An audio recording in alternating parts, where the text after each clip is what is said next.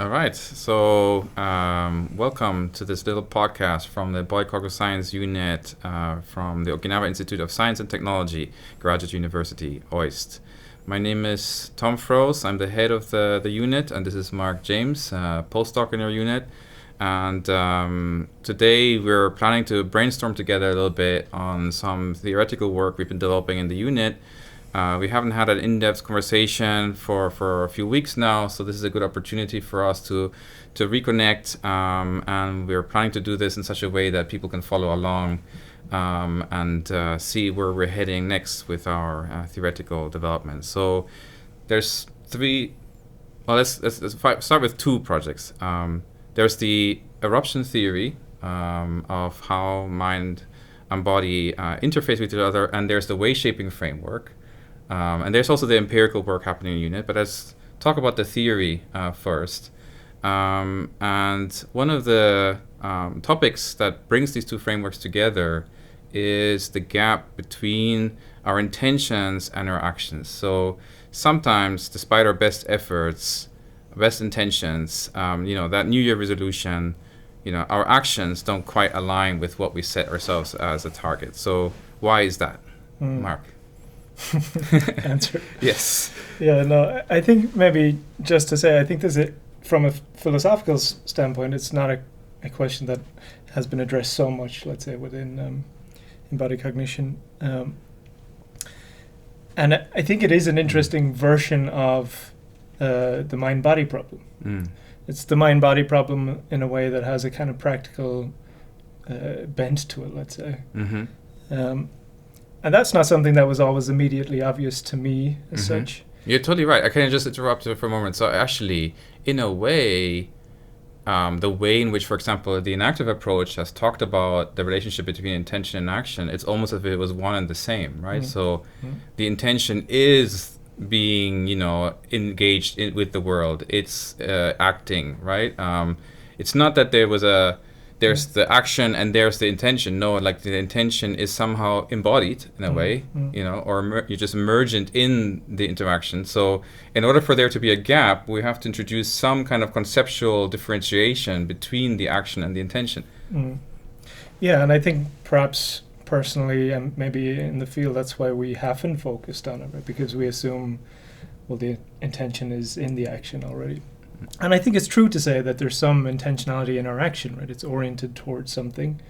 But the intention-action gap, this like lived experience, right, of having some orientation towards something mentally, psychologically, and feeling some dissonance or gap between holding that and wanting that, expressing that maybe as some desire for myself, and then being able to realize that. That seems like something everybody experiences, but something we haven't quite addressed, I think, from an embodied standpoint. Okay, yeah. So there's some conceptual distinctions here, right? So one is being directed towards something, a very basic form of directedness, and that might be true of maybe all biological processes in a way. That's what distinguishes biology from physics in a way. That there's something at stake. You're directed towards something. But that's not necessarily what we're talking about when we're talking about the intention-action gap. So you mentioned desiring something. So it seems like that. Are we talking about something that is human-specific? That's a good question. I don't know if I have a strong commitment to whether or not it's human-specific. But I think we are talking about, even in this context, we're talking about being oriented to things in different ways. So my action is oriented to something, so there's some intentionality in it. My intention that I set for myself as a kind of expression of my will or something, or an attempt to express my will, is also oriented towards something. But the fact is that there's some divergence in my ability to orient to it. So maybe these are first order or second order intentions, or maybe that's a helpful way to think about them. Okay. I like that you hesitated there for a moment, because now bringing in a little bit of eruption theory, which might actually in a way be a generalization of this intention-action gap. So bringing in some more philosophies. So one of the inspiration for eruption theory is the fact-value gap. right? Which is maybe another interesting gap that's in the ballpark of what we're talking about. Going back to David Hume's philosophy, where we cannot derive what we ought to do from what is the case, right? We might know every fact about the situation, but that doesn't necessarily entail in itself what the right action is, under those circumstances. And so this then brings up the problem that for a theory that wants to take the human mind seriously, the fact that we do have directedness and goals and desires and all of that, and yet it seems to be somehow decoupled from the happenings that we can measure with whatever recording equipment we want, and then sets up this challenge of how do we bridge that gap. And so it seems to me that potentially, even in the most simplest case we could imagine, let's say, the classic example of a bacterium having to decide, in quotation marks, whether it goes up the sugar gradient or just tumbles around. That directedness doesn't directly translate into what is the behavior or the basis for generating that behavior. So things could always go wrong, right? So that's maybe another way of putting it. It's like, once you have directedness, things can go wrong, and the fact that they can go wrong means that these two things are not one and the same. Is that a way of putting it? Yeah, and I mean the fact that we acknowledge a gap is the acknowledgement of something going wrong, right? So I have an intention for a certain action. I'm oriented towards it at a certain scale or level, and then expressing that intention becomes or is proving difficult, right? Right. So this is here you're talking about a normative gap, right? So in the case that in eruption theory, it's not necessarily a normative gap of something going wrong. It's just that the gap is between something normative and something non-normative, right? So maybe there's a slight distinction there. But just to say that the things that we're going to talk about at the human level, I think probably can be generalized with some extra thought to life in general. But yeah, it's easier for us to talk about the human level because it's closer to home and more easily relatable. But probably it's not human specific in response to what I was asking before. Yeah, I see what you're saying. So I suppose when I'm thinking about this, I probably think about it from through different lenses at different times. So there's the kind of real intention, action as a function of life. Is this a kind of multiscale process? How deep in the kind of intelligence stack does it go in some ways? And then I shift into the kind of pragmatics of it, where people have intentions and people are trying to realize those intentions and actions. And there, I probably I'm less inclined to say other forms of animals are dealing with the same problem, right? Sure. Because it is this kind of perhaps existential capacity wherein we come to reflect on our own abilities. And we have desires about our desires. We have intentions about our intentions, right? We have this kind of recursive self-reflection that allows us then to take a stance relative to our action and then say, well, this action actually isn't serving me in some sense. Right, like the Hans existential stance? Yeah, 100%. And I'm, I suppose, a bit more hesitant to say that's also present for other. No, that makes sense. Yeah, so it's that reflective. So this is interesting. So maybe one of the crucial distinctions then, and that takes us from eruption theory to the wayshaping framework, is this meta level of being able to do work with the gap, right? So that's what your framework in a way is saying, that we've got this. If we want to understand how the mind relates to the basis of behavior generation, well, we're facing this strange problem where how do we relate the personal level to the subpersonal level? How do we relate something normative to something non-normative? Doings versus happenings, to use Kaufman's terms and all of that. And if we take that kind of seriously, we got like a black box middle where, well, we've got this uncertainty factor resulting from mental involvement in things that are basically non-mental.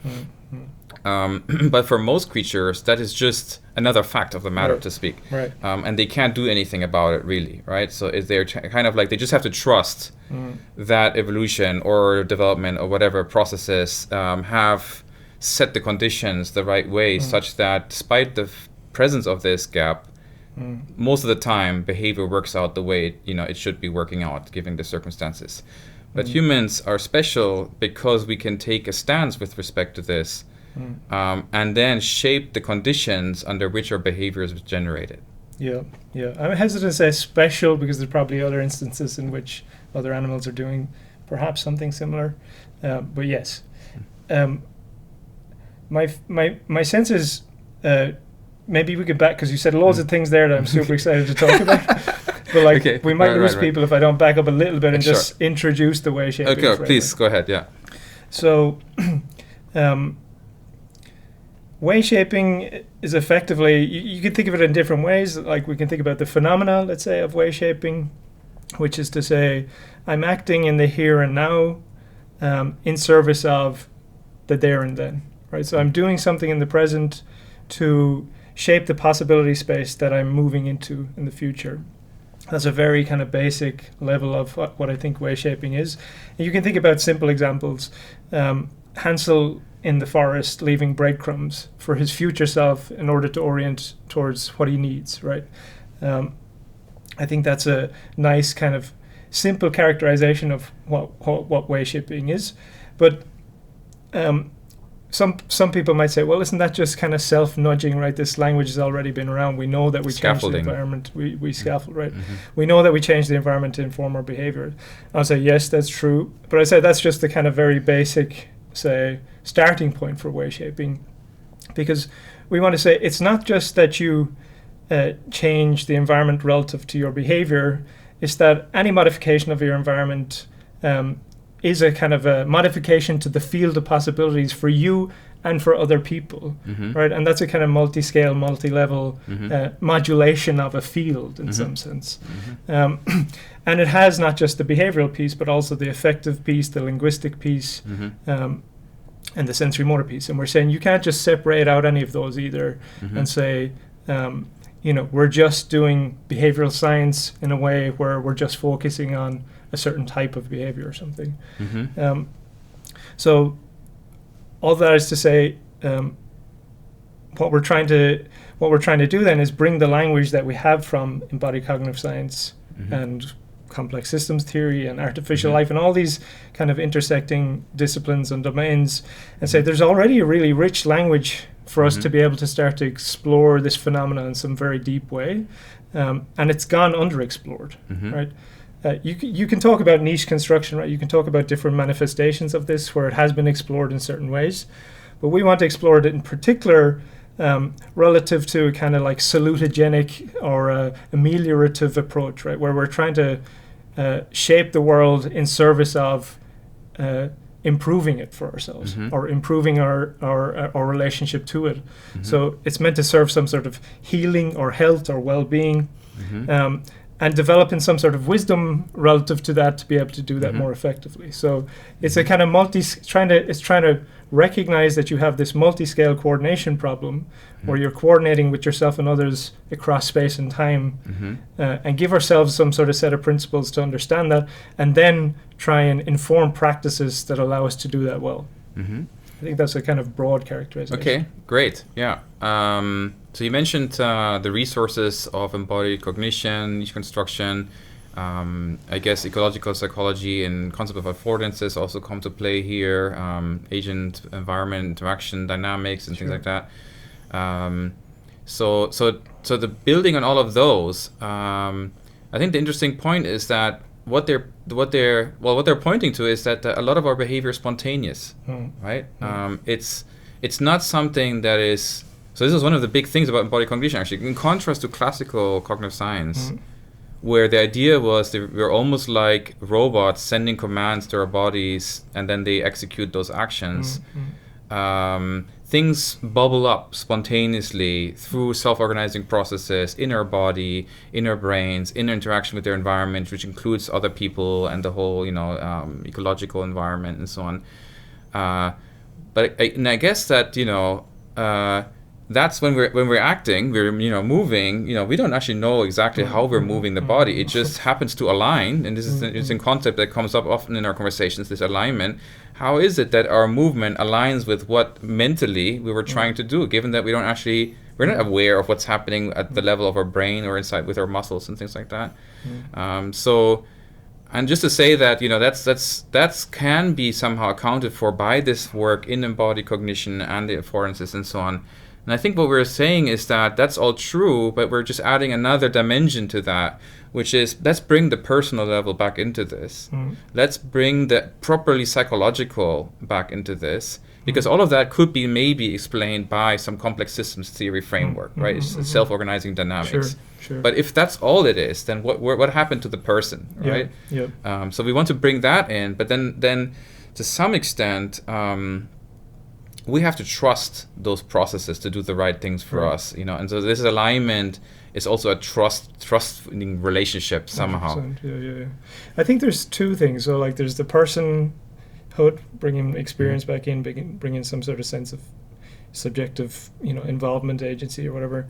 And there's also like I think where maybe it differs a little bit from other embodied approaches, but it was definitely informed by traditions there, is like this recognition of this multiscale autonomy, right? And that there's a kind of agency at different scales, or something we might call agency.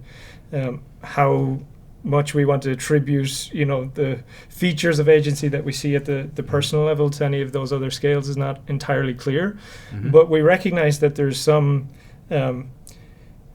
nested autonomous dynamics that are in dynamics of cooperation, coordination, but also competition at times, and that those things are evoked by particular contexts and situations, right? And there's this ongoing negotiation in that process. So it, trust becomes a huge thing here when we're thinking about, okay, if you have all these autonomous dynamics, maybe we can think about an example. I don't know, it might be helpful to ground something. I was thinking maybe say I have a change of mind, right, about a particular philosophical commitment. Okay. Right.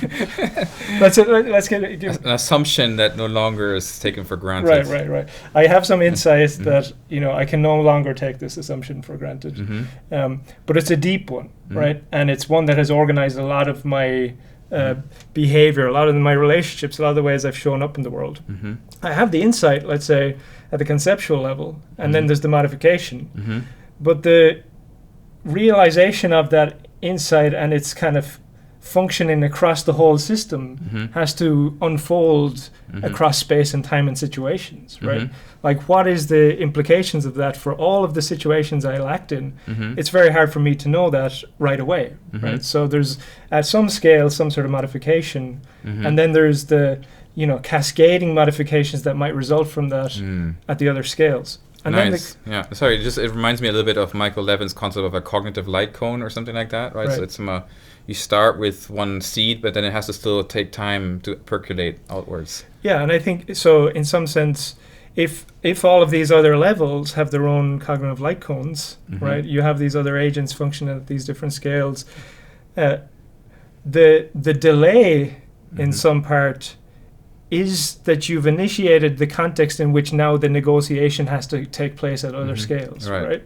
So like Levin used the language of the deformation of the energy gradient at the other scale. So every scale is deforming the environment that the other scale acts in. So like my insight becomes an environment for the other pieces of me in some sense, which now have to negotiate relative to the situations I find myself in. Right. And this brings back what you said about, relating to your future self or something like that, right? So it's interesting that solving the intention-action gap in a way now means that this is a process that has to unfold over time, and maybe gives us some insight of why it's so hard, right? Because we're not really the same person anymore.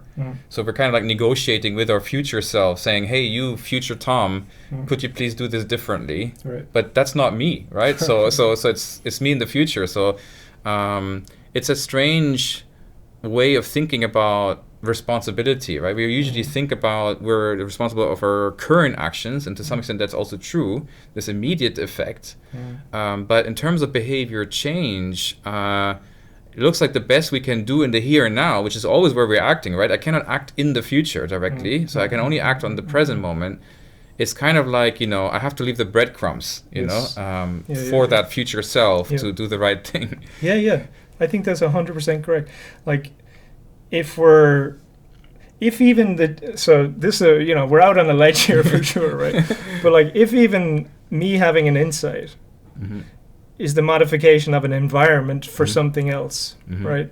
That now needs to negotiate to resituate itself relative to that environment. So my insight becomes an environment for something else happening in my body, let's say. Well, then, I'm also in a context, and modifying that context evokes a renegotiation at the level of the whole person, right? So whatever habits were previously attuned under that situation, now that it's changed, evokes the evolution of some sort of, things aren't well suited now, so now you have to engage in some sort of negotiation. And like you say, right, you don't always have insight into that, right? That's something that happens, right? You can kind of maybe reflect on it, maybe you can get some insight into it, but it's not always clear. So when I'm setting myself up for my future self to do something, the best chance I have, right, is this kind of modulation of some feature of my environment that's going to be stable across that I like time. it. Okay, yeah, I see that. So because we're already so dynamic and constantly in process of negotiation from all kinds of factors, vying for maybe, more agency or whatever it might be, our best bet is to not actually leave breadcrumbs in a way, which can be blown away, let's put it, or eaten, or, but they're very unstable. Right. But actually to put things into place that allow, these dynamics to come and go, but still always provide the right kind of guidance, no matter where, we're currently at. Yeah, and we have some limited control over that. So the reality is the breadcrumbs, some bird flies along and eats the breadcrumbs. Right. And that does happen. So you are always navigating an unpredictable, complex environment, but you can still kind of potentiate that environment in certain ways through the introduction of certain types of scaffolds. Right. Relationships, commitments to certain ways of life or places. Saying I do, right? Right. Saying I do and bringing all of your community on board with that. Yeah. Having them all witness that. Right. Yeah. Right. That's a kind of a strong, scaffolding of a particular orientation. That every time you think about I don't, you can call back to the nest that or the web that you set up, or the field that you set up, right? That's already looking at the social level, which is good, right? So in the beginning I zoomed in a little bit into even going back to the origin of life, and now we're kind of like at the cultural level, looking at conventions and going a little bit into the social level that the community also enables and constrains and things like that. So one thing that we discussed in the past that I always find fascinating is that given that there's this indirection between the personal level and the subpersonal level, and that interface is one that introduces uncertainty. You talked about deformations, right? So if there's a higher level above us that we're integrated in, like our community, sometimes we might experience deformations that come from that level of description, definitely. Or maybe from within our body. And one interesting lesson that I took from that is that sometimes unease that you feel and you cannot really place where it's coming from, it's just good to just stay with it, not to try to necessarily make it transparent and intelligible, because maybe it's happening at a scale that you are as a person are not actually at, so to speak. You can't take the perspective of being a community or of being an organ inside your body, but they do deform each other. So and so the temptation is to push things away, or to control them.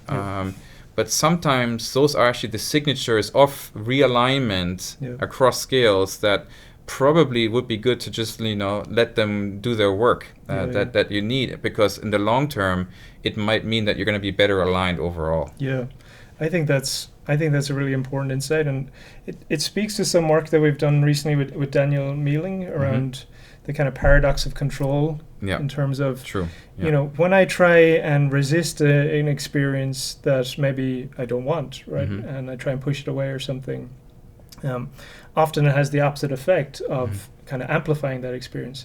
We could go into the theory and the the argument we make in that paper, but I don't know if we need to right now. But I think what's interesting there is the alternative, right? This kind of radical acceptance or opening awareness, right? Things that have been acknowledged within certain contemplative traditions as valuable practices for a long time, And I think from this perspective we're talking about, this kind of radical acceptance, what it does is it allows more variability to emerge into the field of consciousness, and I think that's part of a negotiation process. Let's say, to use that word again. So as that stuff starts to surface, it starts to balance each other out. It relieves tensions at other levels. It's relieving tensions, and what's happening? There's some sort of process of realignment. And, it's very hard to say what you're realigning to, right? Because we don't have the vision of the social level and all its currents and, whatever the field is that we're coupled to and that we're reproducing, even though we don't see it. And we don't know what's happening in our gut, right? We don't know what, like, the kind of army of microbes want, from us, but they seem to be indicating something. Right. But, if you let that process happen, right? And, this goes to old ideas from Taoism, Wu Wei, all those types of things. Just being present to it, letting it unfold, somehow you come back into some sort of sense of balance or realignment, and that positions you to be more agentive within the context you find yourself in, which is to say, I am advantageously aligned relative to the needs, the kind of negotiated needs that I'm acting with respect. Actually, it's good that you bring that case study up, the anxiety one. I think it's maybe useful to just give a flavor of how we're tackling that case, because it gives insight also into eruption theory at work. Yeah, it's a good concrete example. So just briefly, let's talk about the emergence of an anxiety attack. Right? So you feel unsettled. You somehow feel like you're not properly in control. So this kind of loss of grip, then the immediate reaction that you might think is the right one is to try to get grip, right? So you try to grasp more strongly on what is happening in your mind. You try to control the flow of experiences. You can try to control your emotions. But from the point of view of eruption theory, this is more agential, more mental involvement in what's happening at the subpersonal level. Right. But if this theory is on the right track, the way that manifests at that level is as a deformation. It's a perturbation. It's a kind of injection of noise into otherwise unfolding processes that now are somehow struggling with this extra error term that's being imposed on them. And so what that does ultimately is actually loosen things up even more. So there will be even less grip now. There's less strong coupling with your environment, and there's less strong coupling between your brain and your body and things like that, which experientially will make you feel like, I'm losing even more control. And so really the thing to do, as you said, is that in those situations is that if you just become aware of the feeling, but just let it be, that's kind of like saying, I'm withdrawing for a moment the deformation that I would otherwise impose on my body, and let it do its thing that it apparently needs, because otherwise you wouldn't be feeling that way. But I'm not going to get into the middle of that. I just kind of like let it unfold. And so I think this is a really beautiful example of how eruption theory can actually help us to better understand why these contemplative traditions have always insisted on that grasping is actually unhealthy in circumstances and so on. But now let us understand what could be the neural implications of all of that. Yeah. Just to add some details to that. So work led by Daniel Mealing. So the way he kind of articulated it, and the kind of way we have written it up in the end is you have this eruption, right? Eruption produces more variability in the neural dynamics, which in turn reduces the ability of the mind, let's say, to absorb any sort of coherent, meaningful information from the body, and then produce that into consciousness. So you get this kind of a narrowing of the content towards which, let's say, my mind is oriented or something. Because there's not enough making its way through, right? The capacity for absorption is minimized on that scale. That's true, yeah. So Daniel writes a lot about synchrony in this context. Right. And so one study that people in embodied cognition might be familiar with is from neurophysiology, that the awareness of a meaningful experience is associated with increased large-scale neural synchrony in the brain. And synchrony is an ordered activity, right? So all the activity is happening in a certain temporal relationship with each other, which if you inject noise to it, you're basically going to ruin the synchrony, right? So that's indeed exactly the tension between, if you wanted to be more aware of your circumstances and have a better sense of what's happening, you need to actually stabilize, your internal milieu such that large-scale neural synchrony has a better chance of taking a root and maybe including more parts of your system. But if you're grasping and you're trying to control, you're basically injecting variability, which then disturbs that process. Yeah, and minimizes the variability that makes it into your experience. Right. So that's where it becomes very narrow, right? And the affordances become limited. Yeah. And I was just thinking as you were talking there, sometimes the kind of suggestion, another helpful suggestion in that context is to actually pay attention to things outside of you, and spend a few seconds looking at the table, whatever. And I think there, it is a kind of a controlled thing, but it's doing something similar. It's like reintroducing variability into your experience through these kind of different sensations. So there's maybe some sense in which, though, even the eruption can be, say, unhelpful in certain contexts and might persist, right? Anyway, you can kind of redirect it. That's interesting. Yeah. So, when Daniel first mentioned to me that, I was like, yeah, that makes a lot of sense, right? So, if you were to do something mentally, if you feel the urge that you need to do something about your situation, probably the most helpful thing that you can do is to just pay attention to how the world shows up for you, right? And so in setting the goal, the intention for more absorption, for meaningful perception of the world. Yeah, that's nice. And perhaps adding to that variability by focusing on different sensations or whatever. But we're not psychotherapists, right? So don't take that as advice in the throes of your next anxiety attack. All right, so how do you go from something like that then to wayshaping? Is this already wayshaping, or? Yeah, it's a good question. I mean, how broad is wayshaping? How narrow is it? I tend to think that in that momentary response is probably.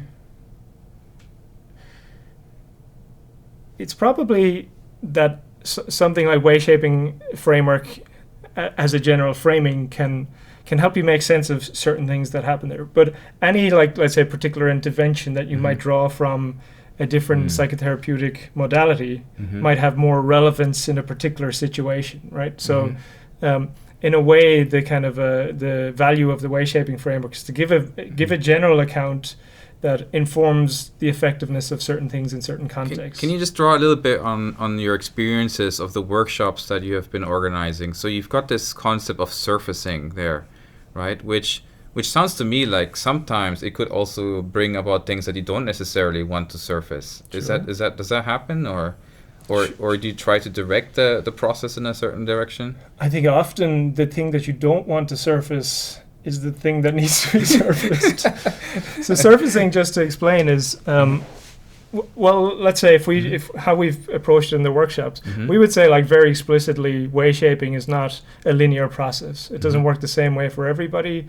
It's not going to just follow step 1 through 5. But sometimes you have to present things linearly to impart the knowledge of the skill set or whatever.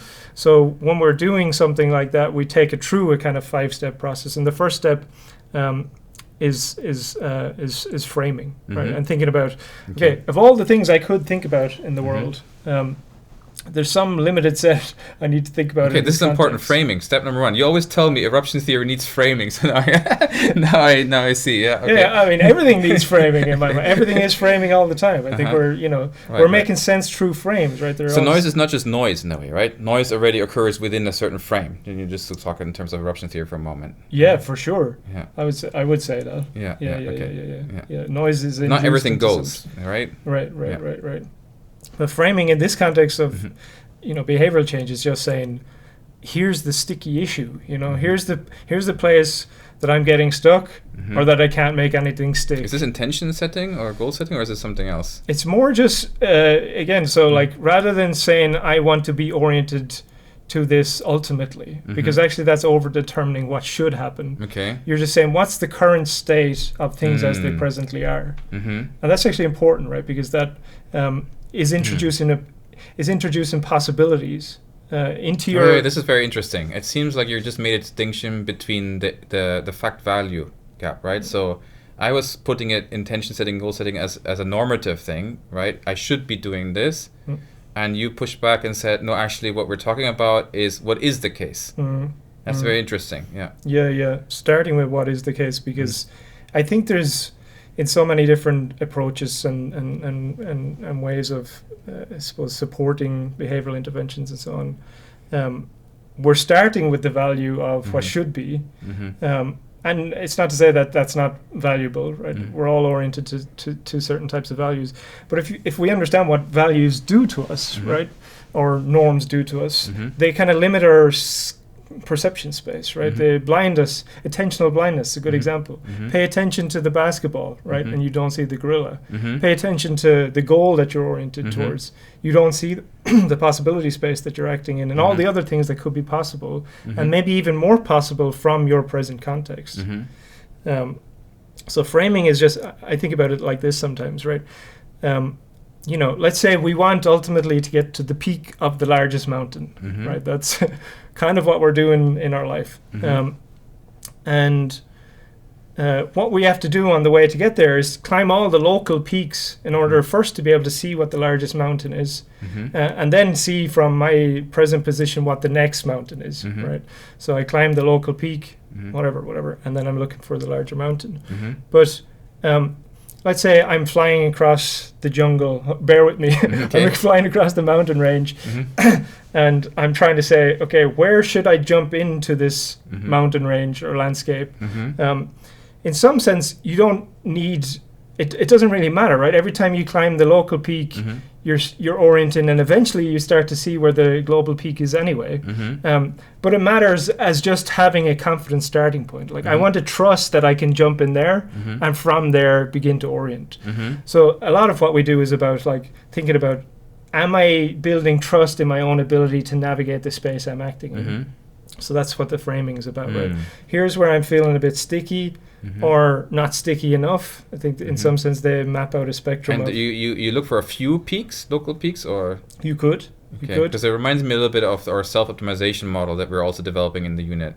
That could actually be a third pillar of what we're talking about. There's a computational modeling aspect that fits with both of our frameworks. Yeah, you should bring that in, because I think we haven't talked enough about how these things So just together. very briefly, because even the metaphor you're using of a landscape fits very nicely, because we've got this hill climbing metaphor, but so the idea is that if you were to drop somewhere in a landscape and you're just optimizing towards the local peak, as long as we're assuming that process is happening, that you once in a while drop into a different part of that landscape, and that you're orienting to whatever local peak you're going to find, and we're, let's say, creatures of habit, such that we are more likely to do things in the future that we've done already, which in the brain is called Hebbian plasticity, neurons that fire together, wire together, but it could also just be a process of habituation, and there's it's the most simple learning rule, basically. Sure. If you put these two things together, what happens is that the landscape itself will be imbued with a kind of additional layer which will orient you towards the global peak. To the extent that the global peak consists of partial approximations of these local peaks, right? So they all capture something about the landscape, and as long as there's this overlap, every time you kind of like achieve the local hill, you've also partially achieved something related to the global one. You've learned something. And then over time, the whole landscape just transforms that no matter where you drop in this landscape, you're always going to end up climbing the tallest peak, basically. Okay. There's a lot.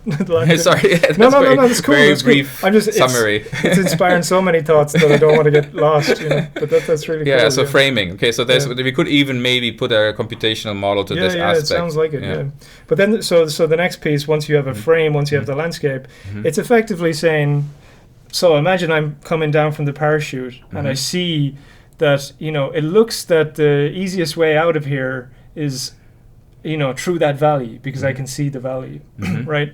That's kind of going in with the goal already in mind. Because once you're on the ground, it might be a very different context. Like actually trying to aim for that valley might be impossible and might waste a lot of energy. So once we've framed and we're on the ground now, now we're saying, what is in this territory?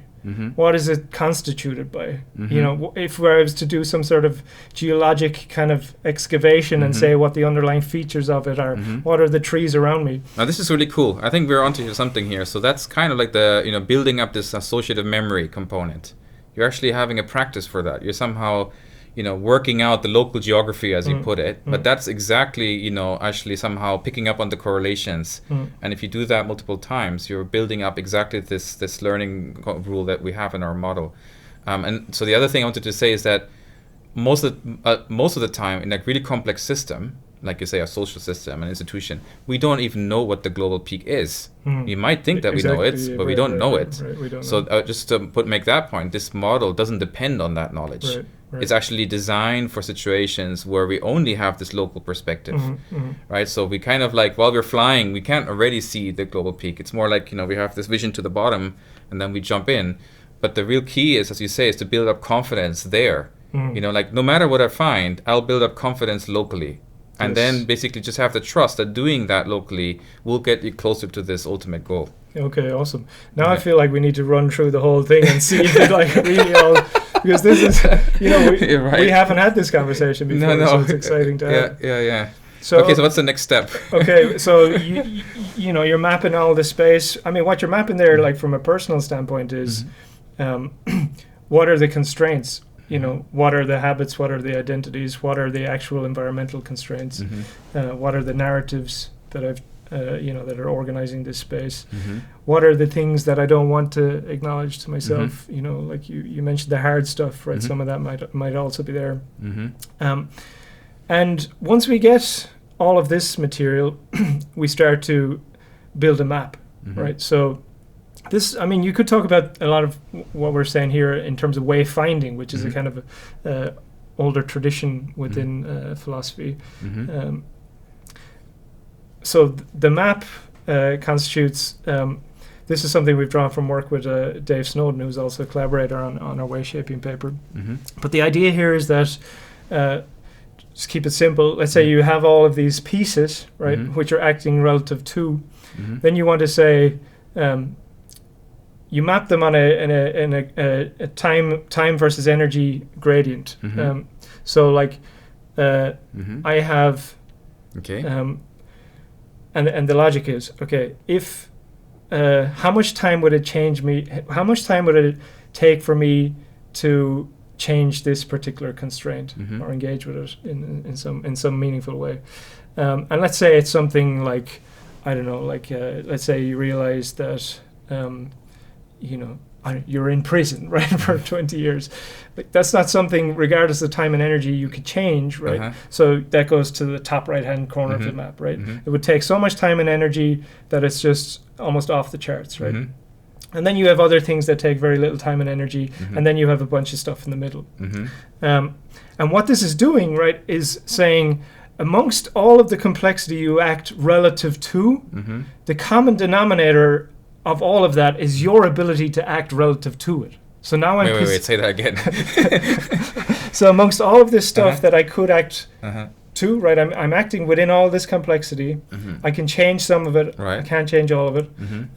What all of that stuff has in common is my ability to act relative to it. Okay, yeah. Now, if I can understand that I'm acting in this hugely diverse, complex space, and I can sit with that for a while, I can say, okay, what starts to look like a direction within this complexity? And how we do that is to say, well, here's the things that are too hard time and energy wise to act on. Here's the things that, even if I acted on, they're not really worth it because they change by themselves the following day or whatever. Now I have this space of agency in the middle. These are the things, if I act relative to, I will start to get some traction, right? And they will have, you know, relationships to the other things in the space and so on. Right. Oh, there's more details, and I don't know how much detail to go into, but I think one thing that you mentioned to me before, which we touched on a little bit, is that ideally you want to aim for something which is long-lasting, right? So it's not something that should be easily revertible. Like, if I'm gonna move this way, if I can, the next stage is come back, and that's not useful, right? Which again, it's interesting from this point of view of the model that you want to build up this associative memory, right? So you want to make changes that even if they're local, they're still gonna stay with you somehow. Yeah, I'm saying it coming to mind is like Hansel, right, with the breadcrumbs. The breadcrumbs, because he had a sandwich in his hand, were easy to throw on the ground. And they got taken away by the birds. But had he gathered some sticks and stones, which maybe entail more energy input, right, it was a more persistent change, right, a deeper modification to the environment. Right. Maybe just to go back one step, which is about actually. So it sounds to me like, because you're mapping out these different action possibilities that you could invest effort into changing something. That's almost already like, fitting with the landscape metaphor again, that these are all local peaks, right? So which of these local peaks should I climb? Sure. And it makes sense to me that you want to actually find one that is climbable, right? So it should be permanent, but it should also be climbable, because also in our model we find that if you don't reach the actual peak and you have this learning component going on, you might actually do things worse. Because what you're going to learn is the slope, so to speak. You're gonna make yourself more likely to find yourself in some slope in the future, rather than the optimal solution, the constraint satisfaction part. And so in their model, one of the parameters is to ensure that there's enough time for the system to actually settle down to one of these peaks. And if you don't give it enough time, it's actually not going to work. Yeah, very nice. So we use this idea that's been around for a long time in the wayshape, this notion of grip, right? So we're continually like using our affective resonant body to say, now that I've mapped these things in this way, what is the sense of grip I have on my situation? And I think what's important here again is this idea that what can emerge is a trust in a given orientation. Like if I have some sense of like, I'm really gripping all this complexity, and I trust that this is the thing, and I trust it very deeply, then I start to move towards it. My action will be more confident. I'll have greater sense of alignment. I really like this notion of orientation, by the way. I think that's a really useful way of thinking about what cognition is actually about. It's a way of orienting. Sure. Yeah, there's some philosophies of orientation that I don't know well, but I think that could be useful. So one of the reasons why I wanted to bring again this mapping of the landscape with these little peaks that you're mapping out in your space of time and energy to invest is that one important aspect of the model is that there needs to be a mechanism that actually gets you to the different peaks. So you have to somehow jump in again and again at different points. And that's really hard. And maybe this is also another way of understanding what you said about the framing, that you don't want to set the goal already. Because if you always climb the same peak, if you're then you're never going to explore another one, right? So you actually have to bracket that for a moment and say, I'm not going to do peak climbing at the moment. I'm going to let myself drift for a while, and then at some later point I'm going to start peak climbing again.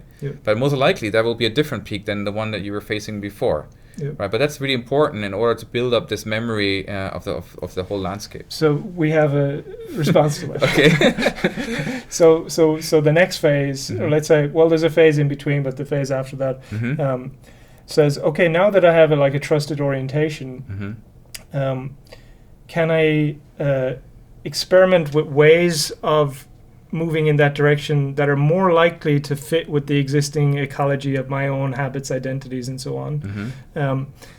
And can I do that in a way where I'm just probing? Right? So Dave Snowden talks about safe to fail probes.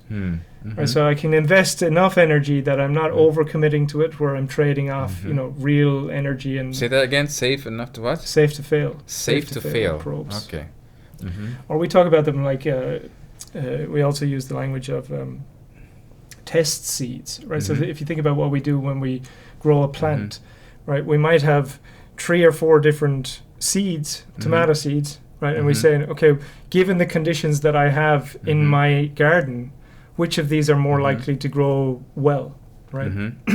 So we test the four of them, and we compare and contrast, kind of A/B testing for plants. Wow, it sounds like a lot of evolution works like that, right? Most offspring of most animals actually don't make it to adult stage, right? Right. Yeah. Right. Yeah. Safe to fail in a way. Yeah. But with maybe difficult circumstance of actually that the things that are failing are actual living organisms, but I think the principle is the same. Right. Let's say at a population level. Exactly. Yeah. Right. Yeah. The I think so.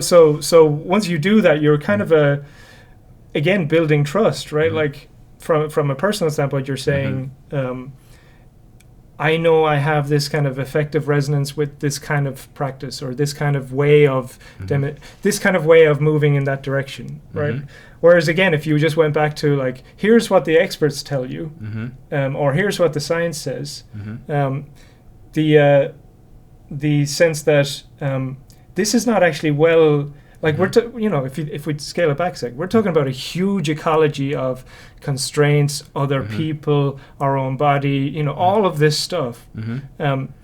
Whatever response I'm going to make in my environment to move in that direction is going to be incredibly idiosyncratic, right? It's going to be my response in some sense. So how do you explore what your response is, or what is likely effective for you? And so that's how we go about that. But what's in practice? So we have to slowly wrap it up. But I just want to finish this point. So so you said safe to fail. Yeah.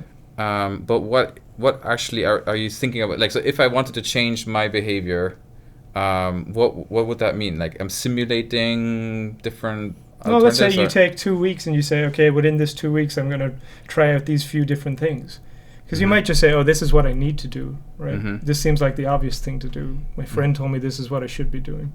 But here, and it really works having gone through the other stuff we talked about, let's say. I mean, you might be able to jump straight here. That's also possible. But it might be, okay, I'm just going to come up with 3 very simple experiments, and I'm going to approach them as experiments, where I'm just probing this different types of and in your experience in the workshops, how do people respond to this? Do they get creative and then suddenly say, okay, I've never tried this before, but I'm going to give it a shot? For sure. Okay. And I mean, often they're coming back not with like, oh, this one worked perfectly, but like some sense of this worked, this didn't work, but this also worked. And I think now I can kind of start to move in this direction, because that's super cool. Yeah. So it always feels like you become like an explorer of experiences or something like that. Like this, I mean, I think this is the mindset in some sense, right? To be kind of playful, but also, right. I think with that playfulness also comes a kind of an ethics of care almost, right? Like it is a kind of play in the processes of change. Now I know some of us are more privileged or less privileged in order to be able to in the position to have this kind of exploration anyway. But I think there's always the possibility, right? We always want to say there is always some degree of agency. So. Yeah. Okay. All right. Let's leave it like that. So everybody who is listening, set yourself a playful intention, and then good luck and see what comes up. Let me just wrap it up, right? Sure. So the last piece is just to say, if you went through a course with us, right, you get all the theory and the insights and the details and the practices and all that, and it's hopefully a much richer experience. But then the question is of this kind of dynamic loading process. Like, how can we scaffold across time and space such that it makes this new orientation more probable, right? Because it's one thing to have trust that this is the right thing to do. It's another thing then for your environment to have embedded within it the intention that you've now set out to. So if we go back to the intention action gap, the idea here is that in a kind of extended mind kind of framing, right, that intention is something that can be present in the environment. And we can symbolically construct our environment such that we are interpreting that as having a certain intention and orient us towards the things that are satisfying our needs or whatever. So that's, the kind of shaping process kind of coming to light there. Yeah. That's interesting. So it's almost imbuing your environment with a new layer of meaning that is actually surfacing the kind of orientation that you set yourself or something like that. Right. Which sounds very much, like some anthropological accounts where the traditional worldview, like the world is always charged with meaning of some kind Right. that relates to Right. your orientations. Yeah. So bringing some of that back in a kind of principled way, that's interesting. Yeah. Yeah, because I think there is this. I don't want to claim that we're by any stretch solving it, right? But there is a crisis of meaning in some sense, and I think that is, for a lot of people, the sense that I'm not in touch with the world. Like, the world is out there. I'm here. I'm a subject, contained within my skull, whatever. I don't have some sort of genuine connection with it. But I do think this practice, right, is bringing us out of ourselves a little bit and saying, like, okay, I'm more than just this. I'm me in my environment. And actually, it does re-imbue all of this stuff with meaning, right? It's centering that meaning on, on a set of relationships. But I don't think that's a bad thing either. But I do think, like, through the practice, you come to feel better situated generally. That's nice. So actually, by focusing on these gaps, we actually close some other gaps, right? So it seems like experience is in here and the world is out there, and maybe ultimately actually experience is the world showing up for you in a certain way. And if you can shape that, way-shape that to show up in a more meaningful way, that sounds like a very helpful thing to do. Yeah. Okay, good all right. place to finish. All right, thank you very much, Mark. Thanks, and man. thank you.